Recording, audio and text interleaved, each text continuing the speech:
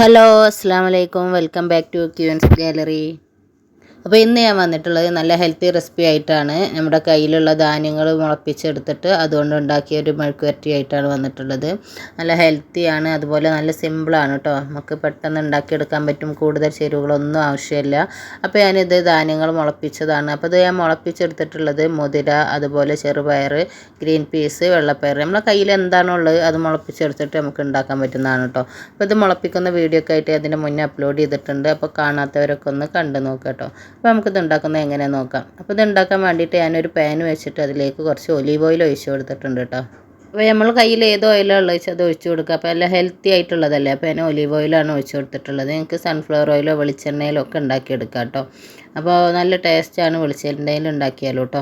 അപ്പോൾ ഇതിലേക്ക് ഞാൻ ആദ്യം തന്നെ ഒരു ടീസ്പൂൺ കടുക് ഇട്ട് കൊടുത്തിട്ടുണ്ട്.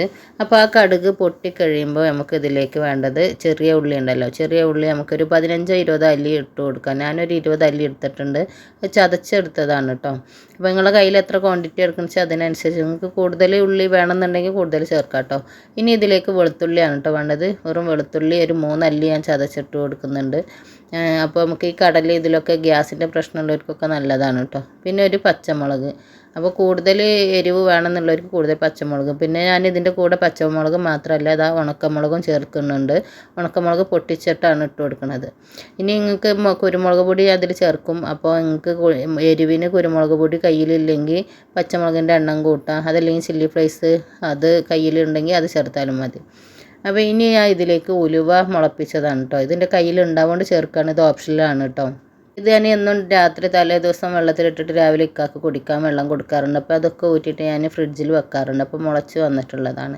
അപ്പോൾ ഇത് ജസ്റ്റ് ഇതിൽ കുറച്ച് ചേർത്ത് കൊടുക്കുന്നുണ്ട്. അപ്പോൾ ഇത് നല്ല മൂത്ത് കഴിഞ്ഞാൽ കയ്പ്പ് ടേസ്റ്റ് വരും. അപ്പോൾ അത് അത്യാവശ്യം ഒന്ന് വഴറ്റി എടുക്കണുള്ളൂ കേട്ടോ. അപ്പോൾ ഈ ഉള്ളി ഇതും എല്ലാം ഒന്ന് വഴറ്റി വരുമ്പോൾ അതിലേക്ക് ലേശം മഞ്ഞൾപ്പൊടി, ഒരു 1/2 ടീസ്പൂൺ മഞ്ഞൾപ്പൊടി ചേർത്ത് കൊടുക്കുന്നുണ്ട്. മസാലപ്പൊടിയായിട്ട് ചേർക്കുന്നത് ഈ മഞ്ഞൾപ്പൊടി മാത്രമേ ഉള്ളൂ കേട്ടോ, വേറെ ഒന്നും ചേർക്കുന്നില്ല. ഇനി ഇതിലേക്ക് ഞാൻ അടുത്തതായിട്ട് ചേർക്കുന്നത് കുറച്ച് വേപ്പില. അപ്പോൾ നമുക്ക് നല്ല നാടൻ ഫ്ലേവറിലാണ്. അപ്പോൾ വേപ്പിൻ്റെ ഇല ചേർത്ത് കൊടുത്തിട്ടും ഇതുപോലെ നല്ലൊന്ന് വഴറ്റിയെടുക്കുക.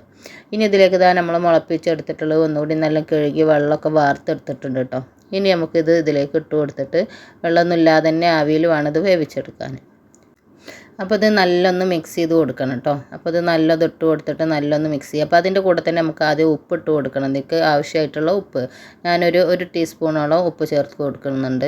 കുറച്ച് ഇട്ട് കൊടുക്കുക, പിന്നെ ആവശ്യമാണെങ്കിൽ വീണ്ടും ഇട്ട് കൊടുത്താൽ മതി, കൂടി പോകണ്ട.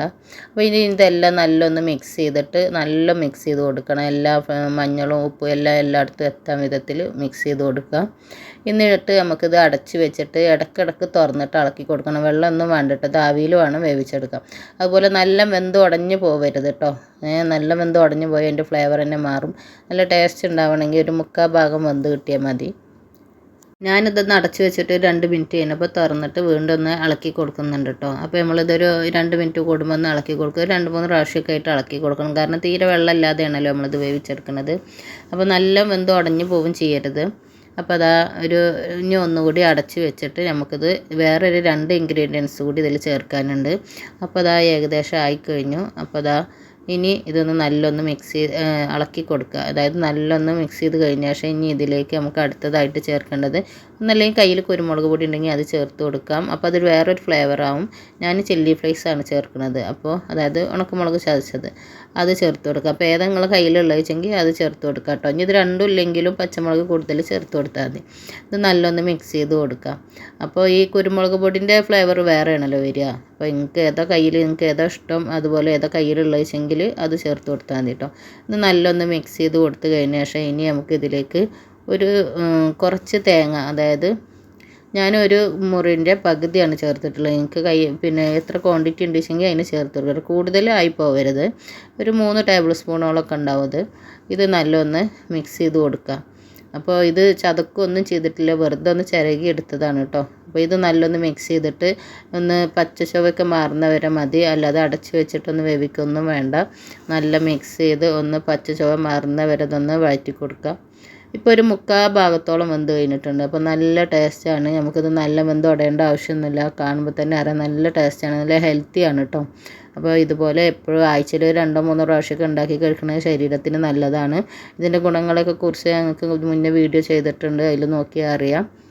ഇനി മുളപ്പിച്ച ഈ ഇതുകൊണ്ട് നമുക്ക് സലാഡും എല്ലാം ഉണ്ടാക്കിയെടുക്കാം കേട്ടോ. അപ്പോൾ അതിന് പറ്റിയതാണ്. അപ്പോൾ മുളപ്പിച്ചെടുത്ത് കഴിഞ്ഞാൽ നമുക്ക് പലതും ഉണ്ടാക്കിയെടുക്കാം. അപ്പോൾ ഇത്രയേ ഉള്ളൂ, സിമ്പിളാണ്. അപ്പോൾ ഇതുപോലെ എല്ലാവരും ഒന്ന് ട്രൈ ചെയ്ത് നോക്കുക. ട്രൈ ചെയ്ത് നോക്കി ഇഷ്ടമായാൽ അതിൻ്റെ കമൻറ്റിലൂടെ ഫീഡ്ബാക്ക് അറിയിക്കുക. അതുപോലെ നിങ്ങളുടെ കുടുംബത്തിനും ഫ്രണ്ട്സിനും എല്ലാവർക്കും ഷെയർ ചെയ്ത് കൊടുക്കുകയും ചെയ്യാം കേട്ടോ.